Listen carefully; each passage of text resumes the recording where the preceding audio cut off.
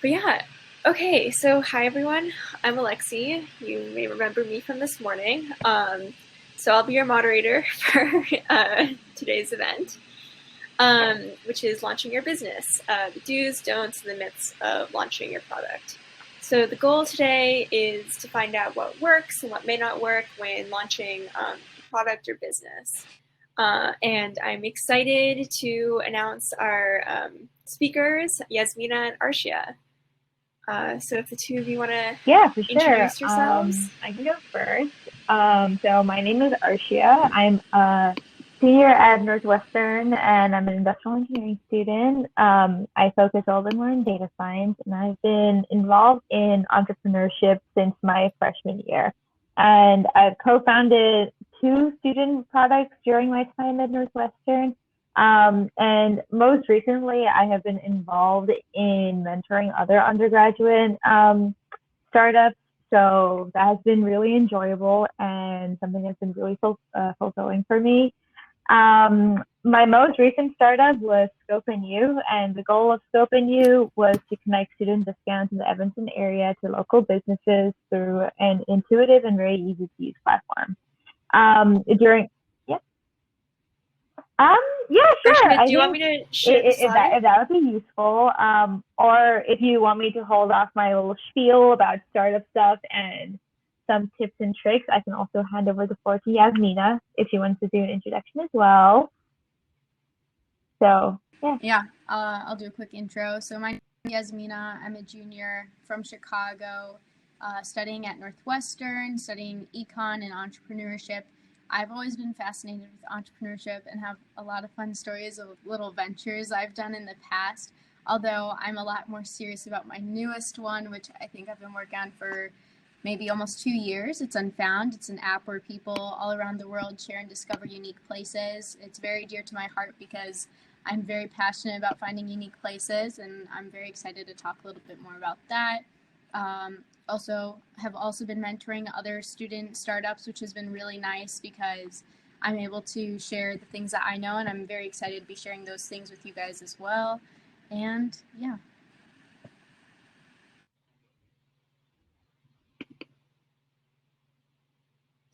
Awesome. So do you want to maybe spend a few minutes?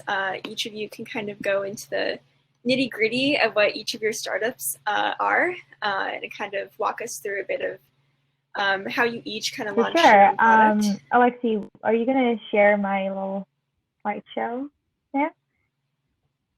Thank you. Yeah, I'm gonna go do that right Yeah, now. so like just to start off, so the idea behind Scope and You kind of just came from talking to our friends and drawing from our own personal experiences.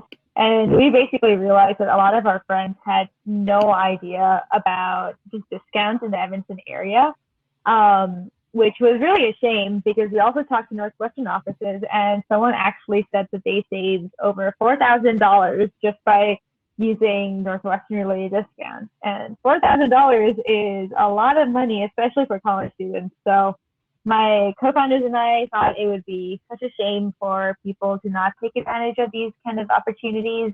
We also thought it would be a great way to increase demand for our lovely local businesses. So that was also a very important consideration for us.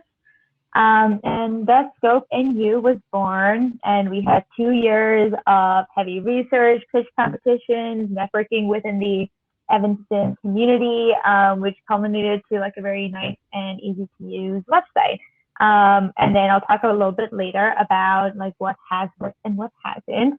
But I think a really key part of our journey was COVID. So when COVID hit, that was a very interesting transition for us because people weren't going out as often. People didn't really know what was going to happen in the next few weeks or months.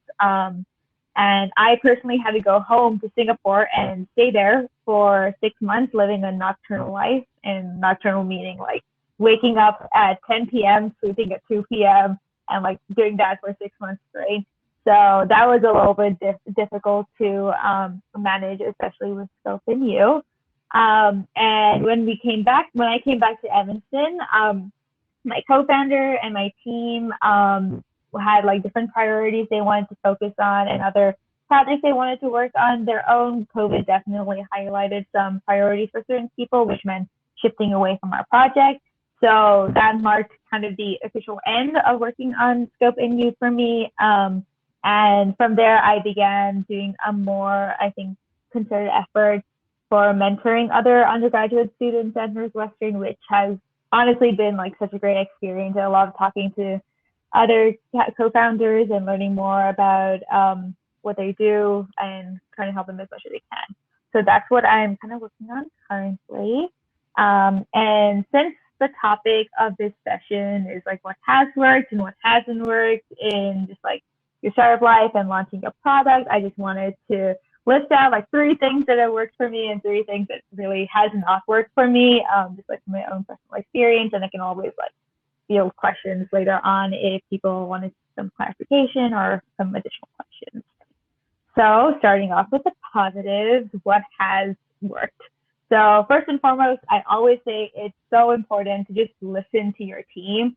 It's like a very normal piece of advice you hear. You hear people say, oh, just like a good leader is when you listen to what other people say because you can really get some good feedback. That I agree is very important, but to me, what I think is even more important is making your team more confident in entrepreneurship and really kind of invoking that sort of buy-in so your team members are as passionate about this project as you are. And I definitely saw like the benefits of that whenever I went to pitch competitions where my entire team would just spend hours and hours, even though like my co-founders and I never asked anyone to work that much time on it. People would just spend hours trying to like get things together because they all just believed in our product and came and supported us. So that was a really, really cool thing that I noticed. Another really important thing that I tell people is to really adopt the mindset of taking 2 steps forward, but being ready for like that 1 step back. This I feel is very, very important and difficult to keep in mind of when you're a woman in entrepreneurship. During my like 4 years of participating in entrepreneurial activities, I unfortunately did come across some forms of discrimination, which isn't always fun and really hard to kind of navigate. But I was really happy to find support in my peers, with my peers, and with other female co-founders. And my own co-founders were very validating in my emotions and feelings and helped me kind of work on my own personal growth that way. So that was very nice to kind of remember. I actually talked to one of my professors about this, and she said something that like changed how I looked at this completely. She said, you know, I'm a professor. I've been teaching for so many years and I still face these issues, right? So even like when you're at that stage in your career, you still tend to face these things, but losing doesn't mean you've lost entirely. So you just have to keep on going forward, keep on pushing ahead, and have faith that all of your friends and people who you're close to are there to support you. So that's one thing I keep on reminding myself and keep on telling people. And finally, the last thing that has really worked for me is making mistakes. You have to expose your product to the worst critics. Like it can be 5% done, 99% done, you will still find mistakes. There have been times where like I'd go for a pitch competition and the night before, like I want to like launch something, there would be mistakes in my product. You just have to keep on testing, keep on stress testing, because you don't want something wrong to come up later on when it's actually important. So that's what I always tell people. Don't be afraid to make mistakes. It teaches you so much and it's so hard, but you get so much out of it. So that's another thing. And now moving on to what hasn't worked. So first and foremost, I think this is super, super important. You should not make your startup directly correlated to your personality. And I say this from experience. After like stopping working on Scope, I didn't realize that it correlated so much of its success with my own personality, when in reality, you should just be taking the skills you learn from entrepreneurship and take that moving forward. It's a very easy thing to do when, especially if you're an undergraduate. I do see that there are a couple of undergrads listening to this.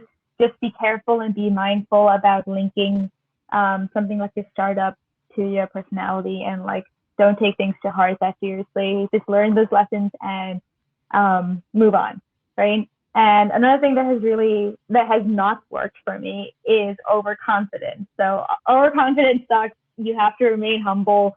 And this completely ties to the whole making mistakes things that I mentioned previously. There is so much value in humbling yourself and checking your confidence. That's how you learn. And no one gives information, and no one teaches things to people who think that they know everything. So that's another really important thing.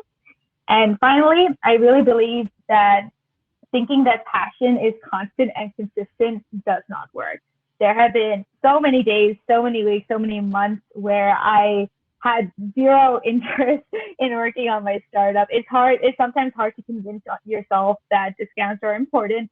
It's harder to convince others that discounts are important and kind of like remain excited about this. But burnout is very real and very scary as well. So it's really scary when you begin to reconsider if your passion is worth doing. So I always tell undergrad startups and undergrad co-founders to sometimes just take a step back, take some time to yourself to decompress, and come back and just have faith that your passion will grow and develop in the way that you see fit. And if it doesn't, if you just really have lost all the interest in your startup, that's perfectly fine. Like, people change, things grow, and your next venture is probably lying a few steps ahead. So that's what I always tell people. And I know that was a little bit of a long spiel, but I'm going to pass the floor on to Yasmeena. Talk about that because I definitely have some similarities too there. But yeah, so like I said earlier, Unfound is an app where people around the world share and discover unique places. As of right now, we're a community of around 730 people spanning 35 different countries.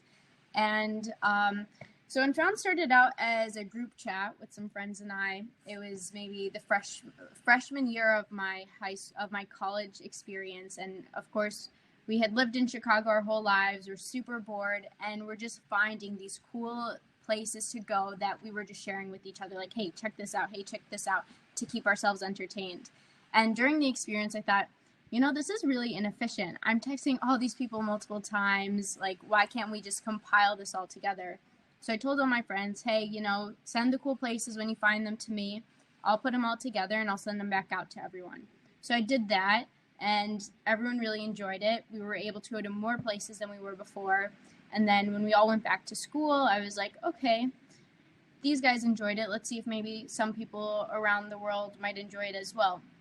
So I spent the time creating a website. It was a single feed forum I just built through Wix. And I launched that from January to March, right before COVID. So I was really lucky I was able to test that out. That received over 8,000 site visitors from 96 countries. We had 327 people create accounts to post. Just to put that into perspective, around 1 to 10% of user base for typical social media companies are the ones who are actually creating content. So we were about in the 4% mark, which was pretty good for not really knowing what we were doing.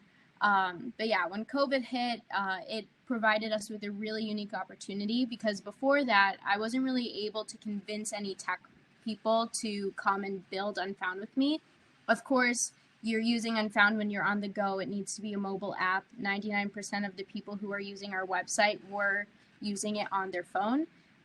So with all this free time, finally, I was able to convince some CS students from Northwestern to come and build the app with me.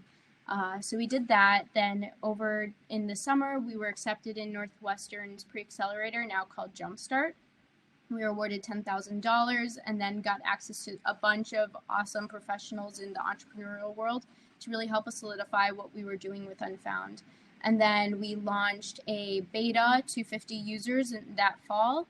And since then, it kind of grew to 500, which was really nice. And at the same time, we were really solidifying, okay, this is the product that we know people love and will use. And 2 weeks ago, we finished building that, launched it. We've been doing social media marketing, specifically through micro influencers on Instagram, which that's kind of like our sweet spot right now. At the same time, we are also really interested in working on inbound marketing.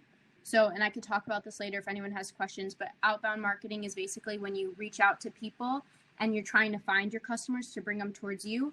inbound marketing is where you create content, interesting content, think like Instagram pages, TikToks, blogs that people gravitate towards. So you can basically connect with your users or potential users outside of the Unfound app.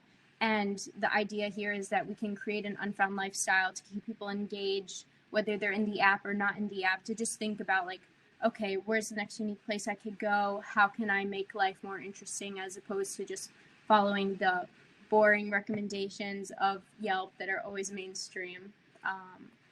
But yeah, I don't have a particular slide for things that work and things that don't work, but I definitely agree collaboration on the team is so important. I was talking with another startup. They're doing something similar. They're called Amicio, and they were talking about how they found it really hard to listen to their team and collaborate. And as a result, I ended up finding out later on that a lot of the team ended up leaving, because it's really important when you're working with people, especially in like this startup world where we don't have money to pay people. It's really a passion project, that everyone's voice is heard. And with that, you'll learn so much about everyone's different perspectives. Our team is from, I don't know, I think 10 different countries. We're spanned all over, and we bring very unique perspectives. And I couldn't imagine not listening and not collaborating, because what one person thinks, some other person might never have even thought of. So it really expands what you're able to produce, especially right now when you need to be super innovative, when like these companies have so much competition. Unfound has lots of competition, so it's really important. And then I guess I'll keep mine short. One thing that didn't work is, I would say relying on other people to kind of create your MVP for you. I think it's really important not that you waste time trying to build the perfect product at first. You can start with anything, whether it's a text group chat or like just a website that you build. It doesn't have to be the prettiest thing. Just testing to make sure that you're solving a problem and you're really making sure what you're creating is helping people become the better version of themselves, so that attracts them to your product in the first place, I think is the most important thing. And then from there, you can really start building out your product.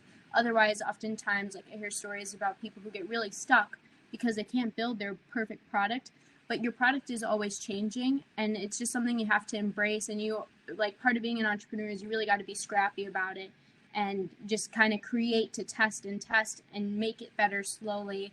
And with time, you'll be able to bring in the resources to kind of create the better version of what you need.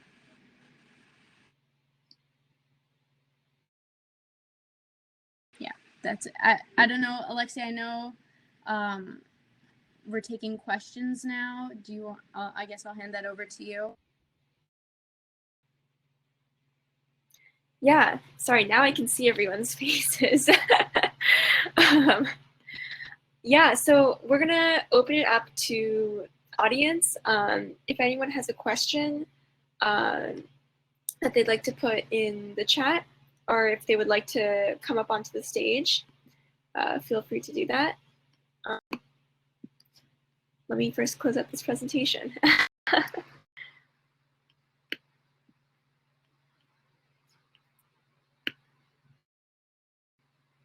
Okay, there we go.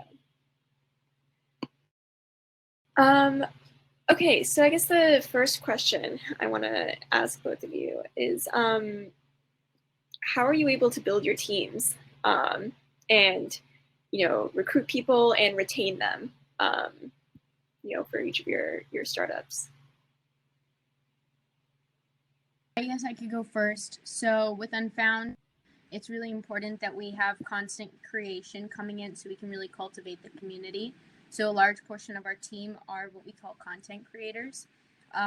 We've been very lucky to figure out this system where we'll post in a bunch of university group chats all around the world, so we can kind of diversify the types of content that's being contributed. So we'll just post like a forum like, hey, this is what we're doing. If you're interested, please apply. And it's typically brought in a lot of people who are passionate. I think it's really important to specify exactly what you're doing. That's been one. And then, I think we might have lost. Did we lose Alexia? Yeah, well, I'll keep going. I'm sure she'll join. And then I guess the other thing is to make sure, especially right now, not every startup has this problem, but of course no one's getting paid. Like I said before, this is a passion project. So really making sure you understand your team and what motivates every person, and making sure that they're able to contribute the skills that they want. Like it's not, there's no such thing as free labor. People are not just going to do things that you need them to do. People want to make themselves better, whether it's through the product that they're purchasing from you or the work that they're supplying you. So you really have to understand who your team is, what their particular interests are, and be able to play to everyone's strengths in a way that they feel like they can contribute something meaningful both to them and something that's eventually meaningful to your company as well. Arshya? Something you said really resonated with me. You mentioned that it's really important to make sure, like, or something similar. You mentioned that it was really important to make sure your team members also get stuff out of it. And I think that is just so important. Every time, like, we recruited students to join our team, and during like the initial like discussions and then initial interviews with them, at the end of the interview, we would always say, well, what do you want to get out of this, and how can we help you reach that? So that was like really important for us, and we kept on trying to like push that kind of environment within our team, just so we just wanted our team members to come up to us and say, hey, I don't think I'm learning from this, can I do this instead? And we got a bunch of requests like that. Some people wanted to work more on the business side, some people wanted to work more on the creative side. One of my co-founders wanted to work solely on creative stuff instead of just working on business stuff. So it was just like it was just like a way for us to adapt around what our team needs, because it's very much like a two-way street. They help us, but we also want to help them and make sure they really get the skills that they were looking from in an entrepreneurial environment. So I think that is really, really important. And that's a really easy way to kind of boost company culture and company trust.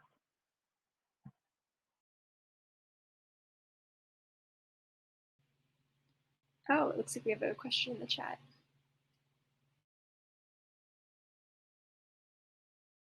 Answer that.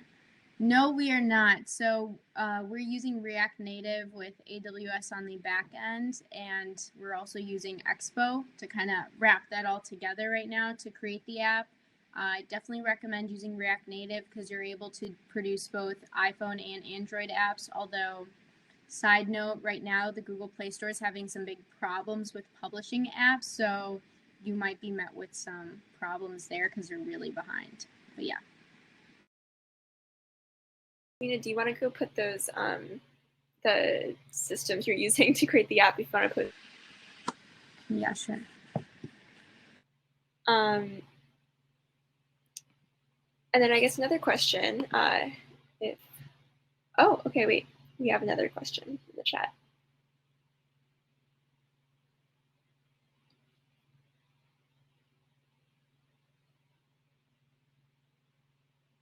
I can go first to answer the second question, maybe.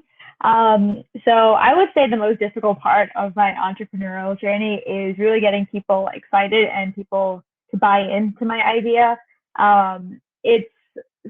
I think it's especially difficult for women in entrepreneurship, because I know like that's like one of the things that you mentioned. It's particularly difficult, and I've spoken to so many other female co-founders who always have the same issue. It's hard to get funding sometimes. It's hard to get people to really truly believe in your idea and not think it's something that you want to do just for fun. It's like actually something serious. So that is probably the toughest part, and you have to just make sure you kind of like stand your ground. Like I've definitely had meetings where the people I would be talking to would shake my co-founder's hand but not shake mine, would look at my co-founder, not look at me, like all sorts of that stuff. So I think there's always a risk with being aggressive in these kind of situations, but I think that is just like the easiest way to go forward. And like I said previously, 2 steps forward, 1 step back. You're not like lost, you're just like losing one small thing. So always keep that mindset going forward. And I think that's like the same advice I would have for women in business. Don't be afraid of being aggressive when you have to, and just make yourself known. I would say the most difficult part about like my entrepreneurial journey has been the fact that I deal with Unfound every day. I live and breathe it. I love it so much. But when problems happen, I take it really personally, and I can tell that it affects me both, like just throughout my day. It's not just a business, it's part of you. And you really feel it hard more than maybe like working for a company. So that's something that I've had to learn how to deal with and figure out, okay, now it's time to get out. You got to do much better. It's okay that things are happening, and it makes you want to work harder. Uh, Differently for women in business, similar to what Arshya was saying, some people don't take you seriously. Some people are a little disrespectful. And I think it's very important, both for yourself and for may experience it after you, that you speak up when those things happen, because it's not okay. Oftentimes I feel like it's pushed down. People just try and pretend like it doesn't happen, which is like surprising, especially now with all that like people are talking about these sorts of things in the media. But it still does happen, and it's very important that you speak out when it does, so that way you can kind of eradicate it in the moment.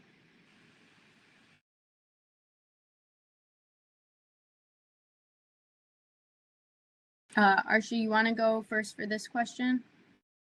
Sure. So how did I find tech developers?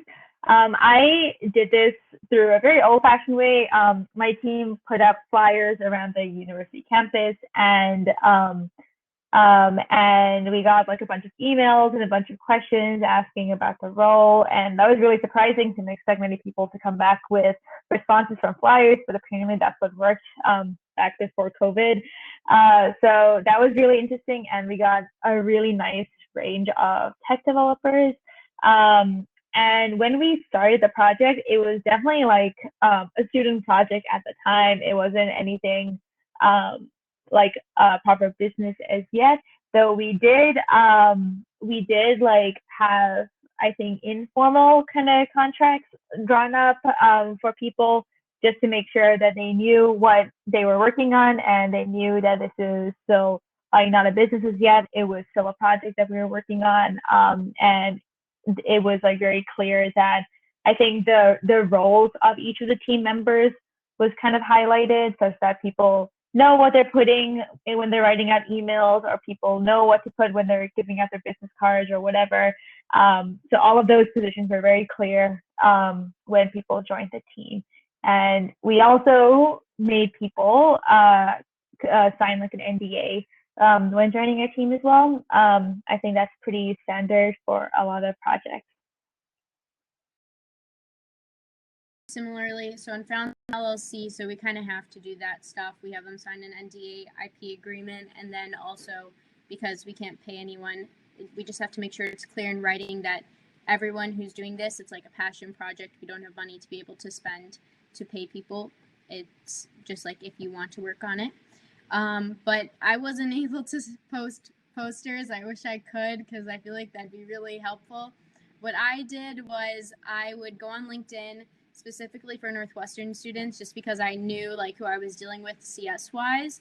I would reach out to particular people who I knew had the experience in AWS, React Native, Expo, whatever we were looking for, and I would DM them, and then we would get talking, interview them, bring them on the team.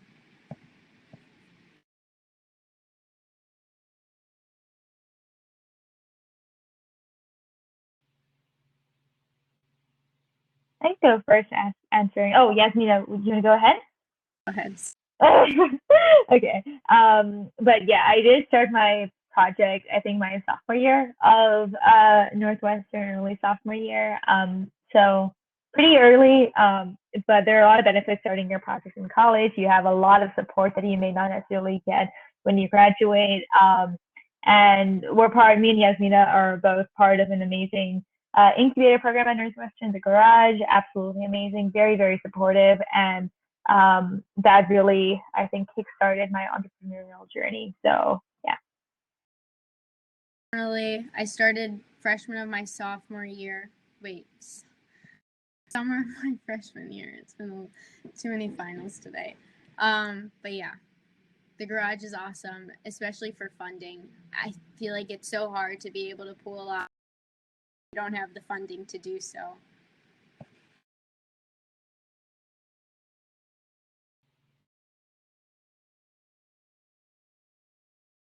Yeah, so I think I can answer Daniel's question as to like how do you inspire people who are working with you on these projects. I think I briefly mentioned this before, but really, really building on the company culture within like that kind of passion project environment is so important. Like making sure that people can reach out to you. They need to not just with like startup stuff or entrepreneurial stuff, but also just school stuff, mental health stuff, anything that you can be a support of, you should be there because that really like builds company culture and trust. And also just making sure, I think also just like checking in with them pretty often is a really good way to make sure that you're kind of inspiring people, not checking in like, oh, did you finish this task? Did you finish that task? But also check in, so you know how you're feeling towards the product. Are you still like as passionate as you were, or is there anything we can do to really build on your experience? And every time like I have those kind of conversations with my team members, or at least like the first time I had that conversation with my team members, there's definitely like an element of like surprise, like, oh, you know, you're one of the co-founders, like why are you asking us if we like working? Like of course we do, but also like why are you asking us like what you can do for us, you know? But those small acts of, you know, really making sure that your team is taken care of and they're really getting what they wanted out of that experience is truly fundamental. And that just like makes them more inspired to work on the product and makes them really connect with it. Off of that, I think you can't really micromanage if you're trying to grow a startup. You really need people who are passionate in particular things within the startup, who are willing to go and like be pioneers and grow those divisions, because that's how you innovate. And I think kind of really playing off of people's particular passions is very important, because you'll see they'll go and they'll take whatever project you give them and they'll go above and beyond, and it'll turn into their baby and this becomes a part of them. And I think that figuring out how to like map projects that they think that they are most interested in really helps build your team, because those people then feel like they're a part of the company, and they should be a part of the company because everyone is growing this together. And kind of with that, like Unfound is a community. Everyone on the team is kind of building this because we all really believe in creating a community where we can share unique places. So we meet every week. We really discuss, okay, where's Unfound going? How do we think that's like affecting it? And it's very collaborative. It's not this one person telling everyone what to do. It's a group project. It's a passion project. And I think because it's community based, I think that's very important, because we're trying to attract a community of people. So that kind of plays to our advantage. But yeah, I think making people feel like they're able to grow their own babies within the company really helps them feel like it's a part of them, and that's probably the best way that you can keep people interested.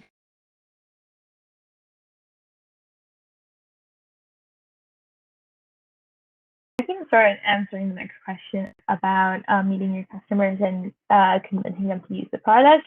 Actually, like Scope didn't fully reach the stage of kind of convincing people to pay for our product completely, but we did use a technique in pitch competitions where we try to convince stakeholders and other important people to have kind of belief in our product and to give us funding in any way. And the way that we really did that is just taking full advantage of any statistics that we have and just like going really deep with market research, getting really big numbers of like, you know, this percentage of people want this product, this percentage would be willing to use the product, and use those in like pitch competitions. Just because like, you know, it's really hard to predict the future, it's really hard to predict what people want, but through statistics, that is just like an easier way to do that and a more robust way to do that. So like before all of our pitch competitions, before any of our pitch competitions, we would try to get some more numbers as to what people were thinking, what the general public were thinking about our product, and just really leverage those, refer back to those, and use that to really substantiate your claim. For us, convincing, so there's this one thing, I don't know if anyone's familiar with it, it's called the jobs to be done framework. Basically, it's this idea where people don't buy a drill because they want to own a drill, they buy a drill because they want a 1/4 inch hole in their wall. So it's this idea of how do you sell a product in a way that makes people think that they're going to get the better version of themselves? They don't necessarily want your product, they want the better version of themselves, and that's what you have to figure out so you can sell exactly that to them. I think everyone working on Unfound is kind of like customers of Unfound. We use it all the time. So we really think about, well, where are we? Where are our eyes? Where's our attention all the time? And catching ourselves in those places, because then we could catch other people in those places. And with that, like, we really think about, and this is something I need to work on more because I'm always thinking about Unfound, but something my team has introduced to me is really thinking in fresh eyes from a new perspective.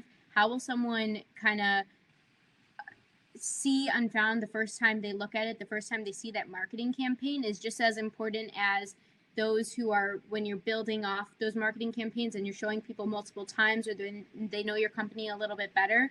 You need to understand both perspectives so you can sell both ways and possibly even come up with a marketing campaign that touches both.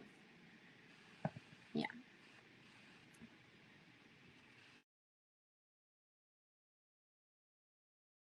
So I have a question for both of you. In terms of, like launching your product, and how do you set goals and make sure they get done?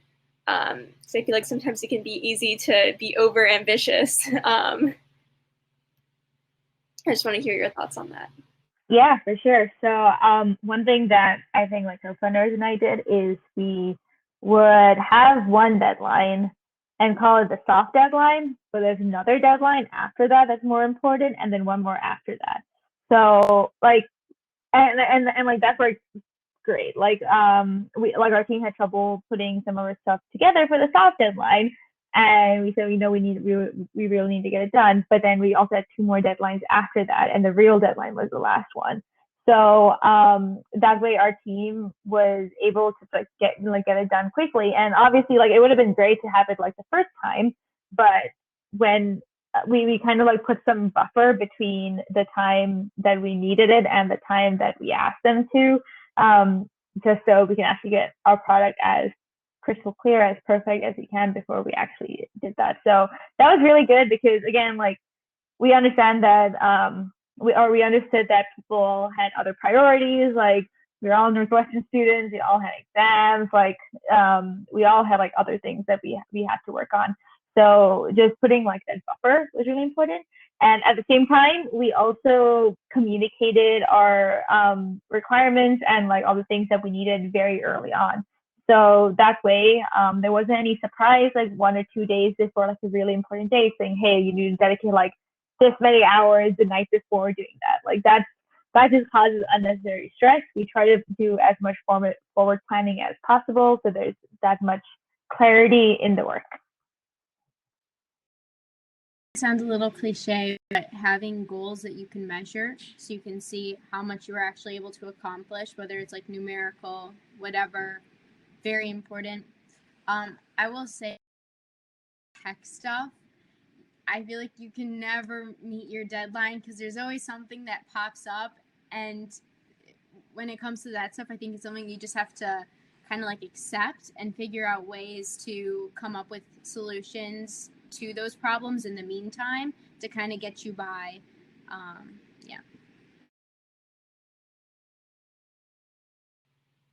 What was the process of figuring out what your kind of target consumer is, and then kind of market? That process involved a lot of trial and error, and a lot of just like talking to different people. Like, we talked to Northwestern offices, we talked to our friends who could also be very biased in like what they wanted. I think my personal goal throughout this entire process was to make it as non-biased, as unbiased as possible, so we can like try to cater to a much larger market. So we talked to a lot of people, but then ultimately we tried to broaden our reach, broaden our scope. We like posted on like group Facebook pages, we posted in Evanston Facebook pages, and that's how we started getting a more diverse set of responses. So that was really cool, and I think that was how we tried to develop what exactly we wanted in our product. Going back to the jobs to be done framework, there's framework for jobs to be done interviews, which I think was really helpful when we were first starting off to figure out who exactly are these people that are having this problem that we're able to solve. And once you understand that and like what situation it is, you kind of get a nice clear picture of, okay, these are the types of people we're trying to target, and in this particular moment or a moment very close to it. And then from there, also taking a look at like the passive demographics that you're bringing in through like Instagram, TikTok, through Google Analytics. So what kind of like mobile devices are using your app, what softwares, what countries, what age groups, what's the gender ratio. And that's something that you also like, it's important to want to diversify and stuff, but you also need to acknowledge what your sweet spot is so you can do very well in that and then expand afterwards to whoever else you're looking to grow to. I think we have a question in the chat. Yeah, I can go ahead. Yep. I can go ahead and answer that question. So the way that we started marketing is we did it in like two different ways. Firstly, we generated like these booklets of like the top discounts in the area, so like top 20, top 30 discounts in the area, and we distributed that, or like we started distributing that before COVID, to judges in pitch competitions, to students who wanted to take one, because students love, getting free stuff, love like, having that thing that they pick up at different fairs and stuff like that. So that was really useful. And I think our goal was to distribute that during the orientation period of this year. So unfortunately, the orientation wasn't in person and that didn't happen. And there were like other troubles that happened. So that couldn't be done. But that was our idea for what we wanted to do. Secondly, we also ran some Facebook ads during the summer when we tried to run a promotion. So that was really interesting and I think pretty useful. Yeah. Mine was a little bit elementary the way I started out with marketing the website. So I was thinking at that time, well, who are people similar to me who might be interested in this sort of culture, not necessarily exactly like travel, places, recommendations. So I reached out to a bunch of influencers I was following and was able to market with 80s Lolita, Motel Witch, Classy Badassery, and La Via Mediterranea, which they kind of have like bigger followings. It's more pop culture as opposed to just travel culture. I mean, it worked, but now we're much more focused on the niche like travel, food, blogging, vlogging, those types of groups. We also did guerrilla marketing around Chicago, which that's like a nice passive way of marketing, and it also kind of helps people understand like what your brand is if you're trying to go for a more organic vibe. So we did wheat pasting throughout with just like a simple message. We partnered with this artist called Derivative. He's this like cool facial artist. And we did that maybe like 6 months ago, and we're still seeing like people will scan it here and there, but you definitely can't rely on that stuff. It's more for like statement stuff. I was wondering how much money did you spend on marketing, or what kind of, how did you do these collaborations with other people? What did you kind of trade off with? Yasmeena, you need to go ahead. Sorry, my screen froze for a second. Sure. So money. You can pay influencers money, and you should be wary when you do, because make sure you understand the market, and then also time is on your side, especially with all these influencers who are able to market versus one person who has the money to pay to market. I mean, there's several of you, but there are a lot more influencers. So being able to stretch those negotiations through time really help you understand, okay, this is really what their lowest price is, and then you can really reduce like your acquisition cost per customer, per user, which is very nice. And then kind of just promoting yourself and whoever you're collaborating with. So something we do is we do a lot of collabs with other travel bloggers on Instagram. where we'll like interview them, or we'll ask them about their favorite places, and then we'll do a segment on them.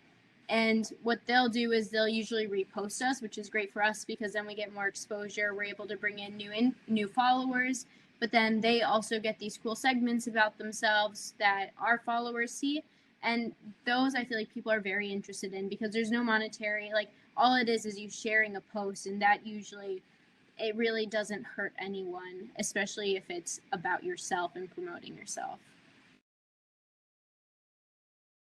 Yeah, for sure. And I definitely agree with everything that Yasmeena says. And I think just one more thing to add on top of that, like whenever we wanted to use some of our funding for marketing, we had to give a really detailed breakdown of what exactly we wanted to use it for. And since we did Facebook ads for like most of our marketing, we had to do like a lot of research as to what is effective, how many ads can you run. There's like a lot of technical stuff with Facebook ads that you really need to do a lot of research into it if you want to start doing something like that. So whenever we would request for funding for marketing, the judges or whoever we're pitching to would always ask, what specific things do you want to use in marketing? Like you need to be a lot more specific instead of like just printing this many flyers or this many ads. Like when are you going to post it? Like how often are you going to be posting this? All of that stuff. So I think being very specific about what you want to do with your marketing money is really important. Quick, something I've kind of learned recently is that, well, you have to think about Facebook ads as their product. They're trying to make money off of it, and you're trying to make money off of it as well. And so they want you to be using it very often. So I recommend doing a lot of research, watching a lot of YouTube videos of people who are doing these things often, because they'll know the sweet spots of like, this is how you could stretch your money. Otherwise, for example, Facebook will show your ads in places people won't even look just to use up your money. They'll show it at times people won't even look, or to people who aren't even necessarily interested if you're not specific enough. So definitely do your research there because it'll pay off. Yeah.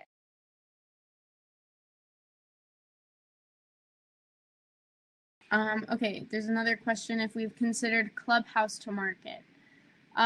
I definitely am an active user of Clubhouse. I enjoy it a lot. I haven't thought about marketing it yet, but I think that's a great idea, so thank you.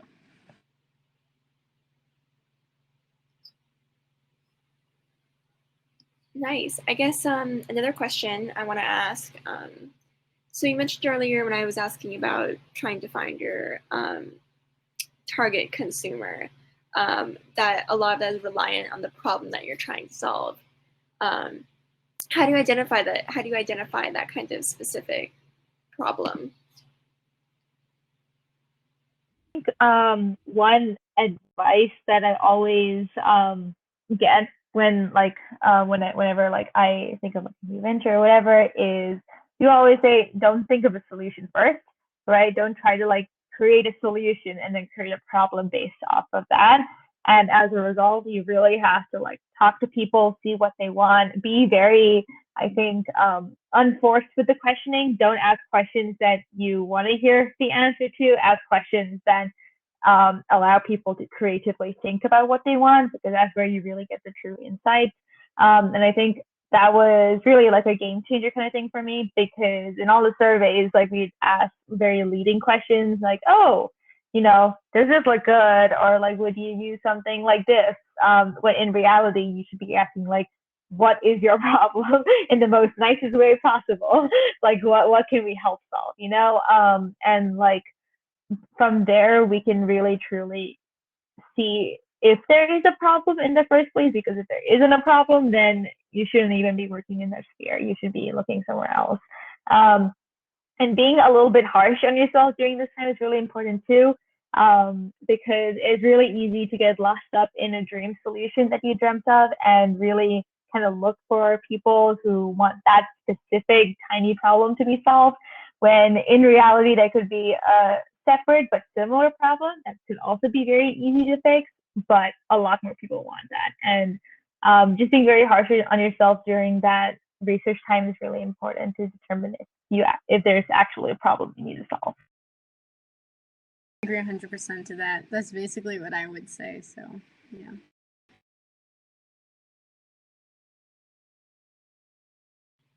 Nice. Are there any other questions from the audience?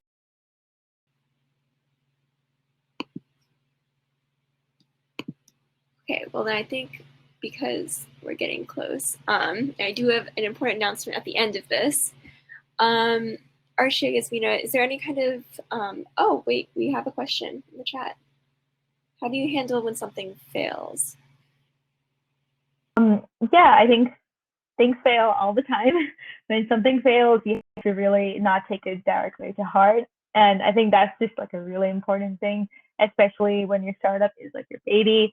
It's not your fault if something fails, right? But you can fix it with a cool mindset. So that's like really important. And like not just like don't take it to heart. And I think start putting in measures to fix that in a step-by-step way.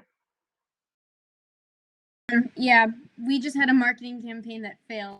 Brought like 10 people in, and then we fixed it, and it brought in 100 people, 100 new users the next time. I think when something fails, it's good because you know that's something you shouldn't do the next time. It sometimes hurts a little bit, but more importantly, it's that, okay, iterate quickly. What can we do? What can we fix it so that way next time we could see much better results? And so it's kind of like encouraging. It's constantly making you work. I mean, everything's going to keep in some way or another, something's going to break, something's going to fail, and that's how you learn how to get better. So it's good when those things happen because it means that you're growing. Okay, next question is, do you think that's okay to start a project that isn't making money to gain attraction? Yes, I think so, because Unfound wasn't making money at first. It's not making money right now. We did not come with a business plan. We came with a passion and a community we wanted to build, and we built that community. And now we're understanding all the have to make money. I think whether you're VC funded and you have lots of money to work with where you can hire someone who can come up with a creative business plan, or you're a more classic company that starts with a business plan, I think both are okay. Yeah. Definitely agree with what Yasmeena said. So just +1 to that.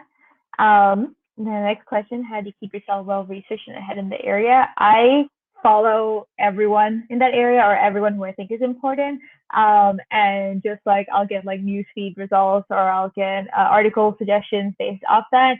I also download my competitors' apps and download all of their stuff because that is, even though it hurts, that's really important to get a lot of insights from that and see where you can work on just based on those kind of things. So that's an example for me. Competitors are the best because you can learn about the good things that they're doing and don't do the bad things that they're doing. For example, my team and I, we came across this app called Camber, which is kind of similar to Unfound. They're still on. But what we did was we sat down, we're like, okay, what are these guys doing that we need to be doing to make sure we're ahead of them? One of the things was branding. So we strengthened our branding by a lot. They're also famous on TikTok.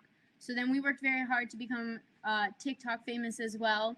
And now they're no longer a major competitor to us. We're keeping ahead of them. It's very important to make sure you keep ahead of them. And I think also something that's very helpful is these algorithms on like Instagram and TikTok.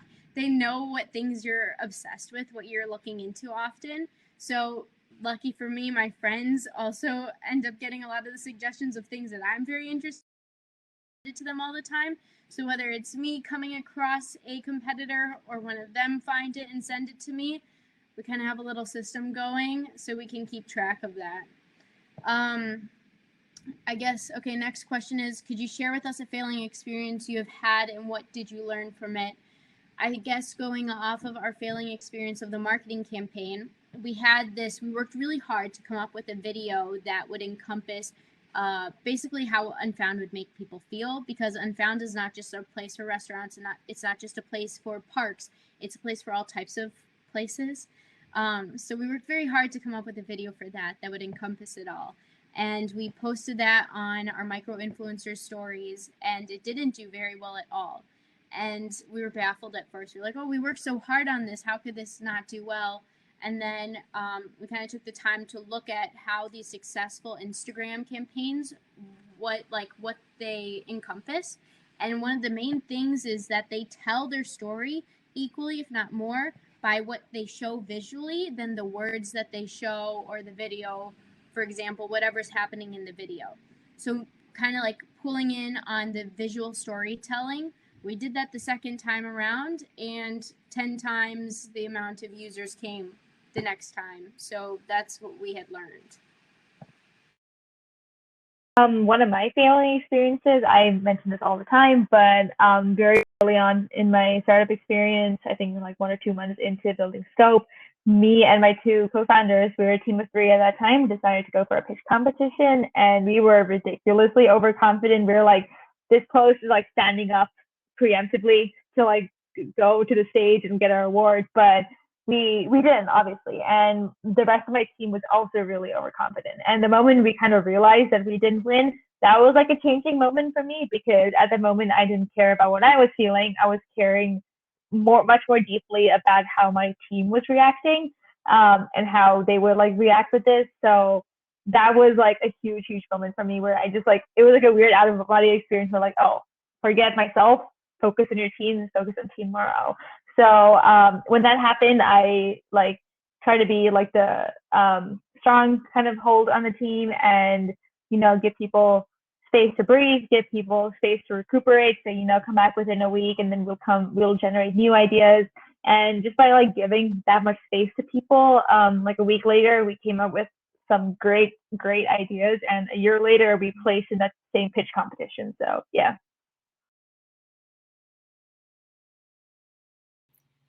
Awesome. Thank you so much for sharing your experiences and your stories with all of us. It was very helpful. And I just want to give you like a little round of applause. Unfortunately, Zoom doesn't have the clapping hands feature, which is sad. Yeah, thank you so much. We really enjoyed it. For the audience, before you leave, important announcement. We are announcing the next raffle prize winner. So that winner is Brian Tran. So I will follow up with you on details about that. Anyway, so I encourage you all to head to our next event of the evening, which is Meet the Teams in Gamer Jibe. So if you head to the main stage, you can find instructions on that. So I hope to see you all there. Thank you. Make a quick announcement. Oh, yes. Yeah. For any CS people, we are looking for a programmer to join our team. So if you want to reach out I could type it in the chat. We are looking for someone. If you're interested, please email with your resume. We'd be very grateful for it.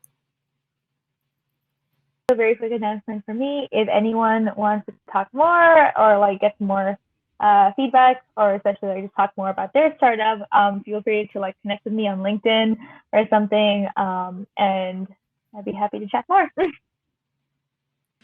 Thanks, everyone. Do you want to post your emails perhaps in the chat? Yeah, that's a good idea. Yeah.